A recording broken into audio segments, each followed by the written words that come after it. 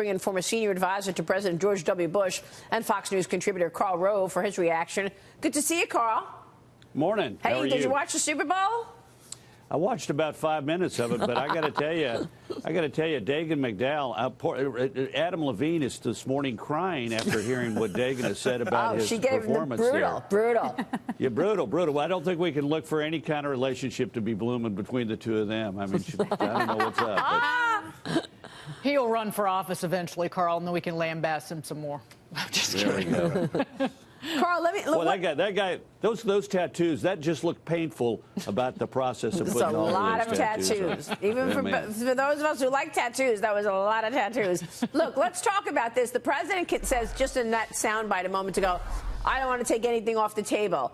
I mean, he does know that if the government shuts down, people are going to blame them both.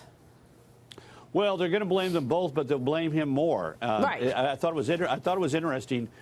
They blamed him more, but they also blamed the Democrats, and there's a good reason for that. Look, this is the kind of controversy that it should be easily solved.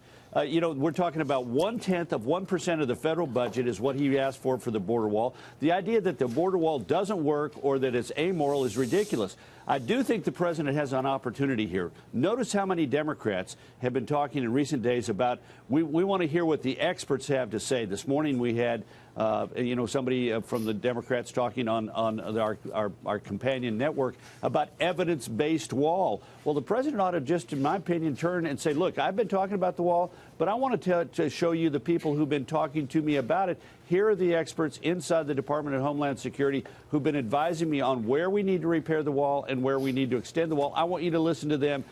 Put me aside for a moment, listen to the experts, and they will tell you what we need to do. Yeah, you're right. And not only that, but there seems to be a movement within the Democratic Party to just get something done, and whether it means money for a physical barrier as well as other things like drones and technology, et cetera, there is a movement that they are breaking with Nancy Pelosi because they know this is just a political fight. Yeah, look, you've got 32 Democrats who occupy seats that were won by Donald Trump in 2016. And, of course, those kinds of members are sitting there saying, I'm not going to go home and say abolish ICE. I'm not going to go home and say walls don't work. I'm not going to go home and say we don't need to worry about the southern border because I've got a district where people are concerned about those kind of things.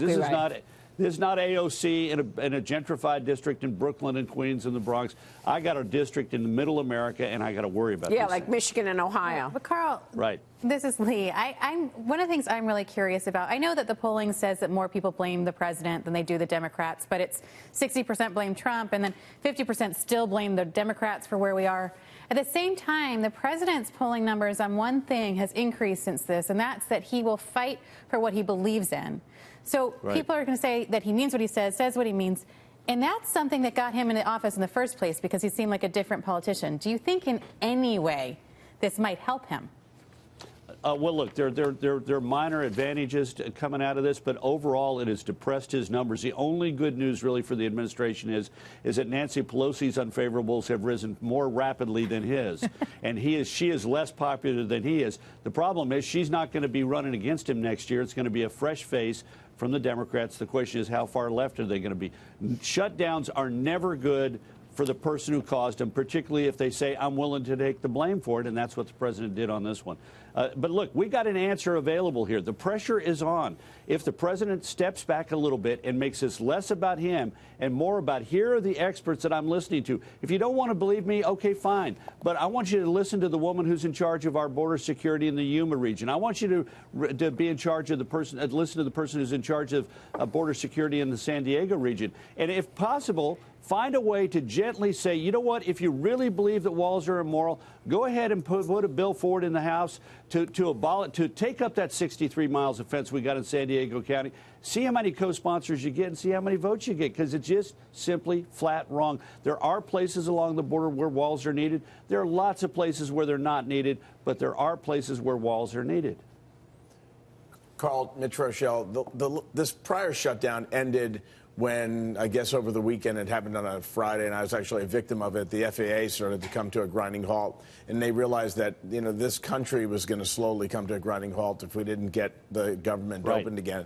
But if we go to another shutdown, the pain point's going to be higher, right? And so at what point does the shutdown not become a negotiating tool, because the pain on everyday Americans and on commerce becomes very high?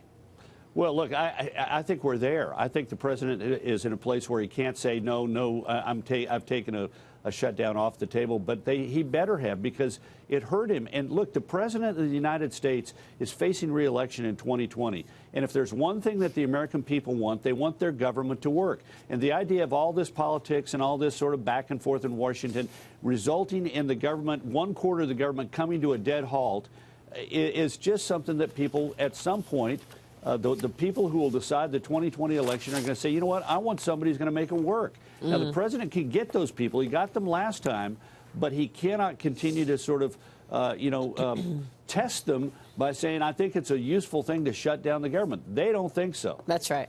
Let's talk 2020 for a second. The Democratic field growing bigger. New Jersey Senator Cory Booker now the latest to throw his hat in the ring. You've got Howard Schultz on the independent path. What's your take on how this is all shaken out?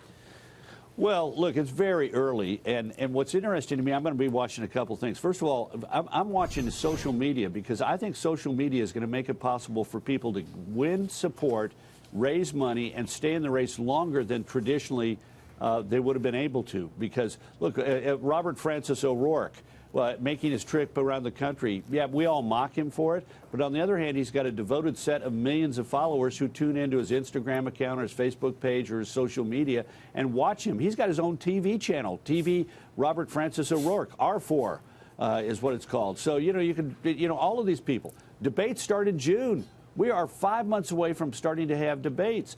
And, of course, we're getting people into the race right now. And it's interesting to see how different each one of them is doing it. Kamala Harris did, I think, she announced on social media, but then she had a more traditional rally with 20,000 plus people cramming downtown Oakland.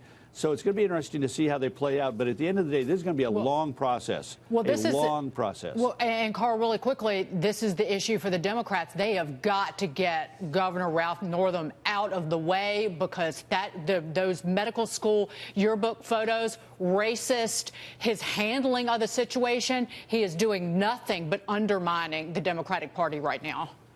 Yeah, it's interesting, though, that the Democrats are so focused on that and not really focused on him saying, yeah, after the child is born, we'll make it comfortable, and then the doctor and the mother will have a discussion about whether or not they're going to kill the newborn infant. I mean, that was just jaw-dropping last week. This guy's had 3 weird news conferences in less than 10 days. First one on abortion and the other 2 on his yearbook picture and whether or not he blackfaced during a Michael Jackson competition in San Antonio, Texas. So, I mean, this is weird. I think he was ready to do the moonwalk yesterday. Oh, yeah. When he was asked about it, he still moonwalk. He looked at his wife like, all right, should I go do it? Yeah, there are a lot of Democrats who want him to moonwalk out. That's right, sort of out there he goes.